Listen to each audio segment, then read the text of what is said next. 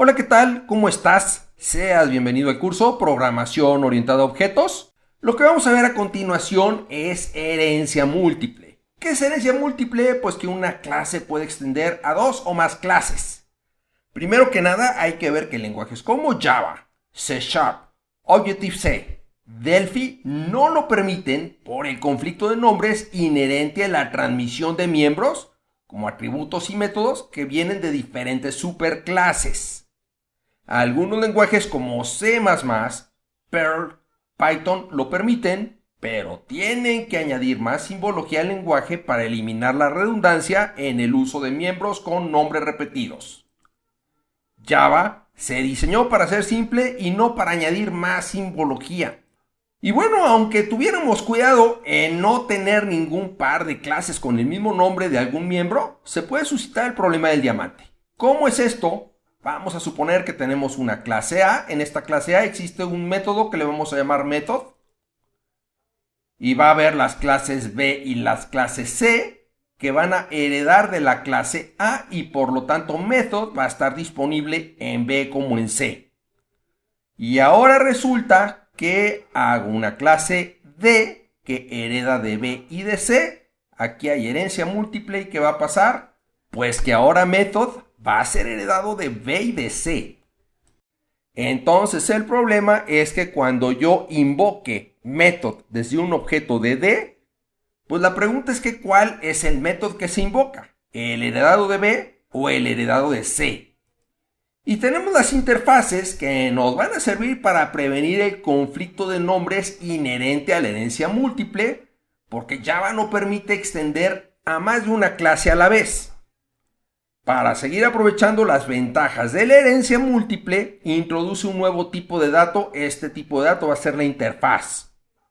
Una interfaz consta de 0 o más métodos públicos y abstractos, 0 o más constantes públicas y static. Una clase puede implementar a varias interfaces y la naturaleza de una clase está dada por su clase base. Una interfaz añade un comportamiento, habilidad o atribución a la clase implementada. Por ejemplo, pues vamos a tener un profesor que es un empleado que tiene un sueldo, un número de IMSS, un registro federal de causante, un departamento de adscripción, etc. Todo profesor tiene acceso a Canvas, es decir, tiene su cuenta de usuario, cursos asignados, etc. Y todo profesor tiene un cubículo a su cargo. Entonces, ¿qué es lo que estamos viendo aquí? Pues vamos a tener una clase profesor que va a heredar de una clase abstracta que es la clase empleado y va a implementar una interfaz que va a ser la interfaz de Canvas User y la de Cubicle User. Y ahora surgen estas preguntas. ¿Por qué el sueldo, el IMSS, el RFC no forman parte del profesor? ¿Por qué la cuenta de Canvas no forma parte del profesor?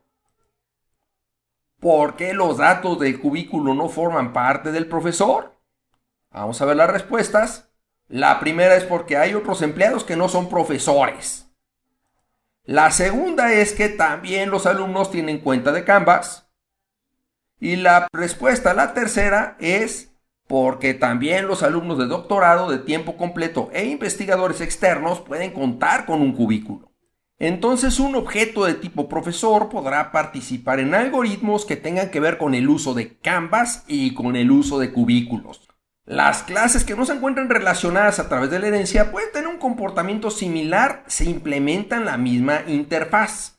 Vamos a ver un ejemplo. Tengo la clase LoginWindow que hereda de GFrame. Tengo la clase Pacman que hereda de Canvas. La clase LoginWindow implementa la interfaz ActionListener. La clase Pacman implementa la interfaz Runnable. Y ambas clases, LoginWindow como Pacman, implementan la interfaz KeyListener. LoginWindow y Pacman tienen diferente naturaleza, pero comparten una habilidad. Reaccionan ante los teclazos. Ahora vamos a ver esto cómo se lleva a cabo en el lenguaje Java. Primero, ¿cómo definimos una interfaz? Es muy parecido a una clase, la diferencia es que aquí le voy a indicar que es una interfaz y no va a ser una clase. todos los métodos que yo defina aquí van a ser métodos public abstract. Por default van a estar definidos así, yo no lo puedo cambiar. Ahora, cuando yo defina una clase, yo voy a decir que esta clase va a heredar de la clase abstracta employee, pero va a implementar de las interfaces que ya tengo definidas, que son Canvas User y Cubicle User. Y aquí se tienen que escribir todos los métodos que están definidos en las interfaces que estoy implementando, como los métodos abstractos de la clase abstracta employee. Ahora vamos a ver herencia de interfaces. Una interfaz puede extender a una o más interfaces. La clase deberá implementar todos los métodos abstractos que se acumularán en la herencia de interfaces. Por ejemplo, tengo la interfaz 1 que tiene definido el método M1, este método es abstracto, como ya lo vimos. La interfaz 2 que tiene definido el método M2, que también es abstracto. La interfaz 3 que está extendiendo la interfaz 1, la interfaz 2, y en la interfaz 3 se define el método abstracto M3. ¿Qué va a pasar con la clase class 4? Que deberá de implementar los métodos M1, M2 y M3. Ahora vamos a ver si hay conflicto de nombres. Tenemos la clase class 4 que está extendiendo abstract class, que tiene un método público abstracto que es el método M.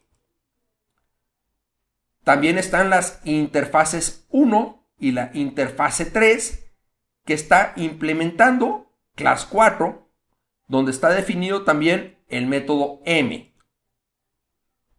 Ahora, ¿qué sucede? Pues que una clase extiende a una clase abstracta e implementa dos interfaces. Todos tienen un método abstracto M, es decir, M está definido tanto en interfase 1 como en abstract class como en interfase 3. ¿Este es un mal diseño orientado a objetos? Pues vamos a ver. ¿Se puede? ¿Cuáles son las consecuencias? Bueno, class 4 implementa al método M solamente una vez. Ahora el atributo A. El atributo A está definido en interfase 1. Aquí tiene asignado el valor de 1. Está definido en abstract class donde tiene asignado el valor de 2. Y está definido en interfase 3 donde tiene asignado el valor de 3. Se puede leer el atributo de las interfaces desde cualquier lugar de la siguiente forma, indicando interfase 1.a, de esta manera estaría refiriendo al atributo A de la interfase 1, o interfase 3.a y estaría refiriendo al atributo A de la interfase 3. Hay que recordar que estos son static. Y para acceder al atributo de abstract class 2 en class 4, lo que tendremos que hacer es indicar super.a. Ahora, si C es una instancia de class 4, esto va a ser permitido, invocar al método M desde C, que es un objeto, una instancia de class 4, pero no va a ser permitido por ambigüedad que yo refiera al atributo A desde el objeto C. Y por esta razón que acabo de mencionar, el uso de A o dis.a en class 4 tampoco es permitido. Muchas gracias por tu atención y si tienes dudas, a continuación las resolvemos.